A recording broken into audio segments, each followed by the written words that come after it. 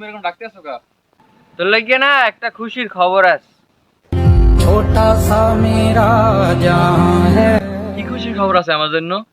তুই রিস্কের কথা কইছিলি না, তোর লাগি আমি রিস্কে কিনে বাড়ি থিয়েছি। ড্যাড, তুমি এটা আজকে ভালো কাজ করছো জীবনে। এরকম ভালো কাজ জীবনে আর কেউ করে নাই। নে বাবা, তোর এই গামছাটা চালানোর কালে লাগবে না, আমি দিলাম তোরে।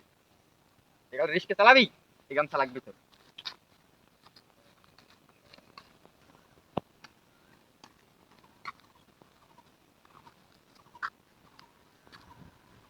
হ্যালো জান, তোমার কোনো টেনশন করা লাগবে না।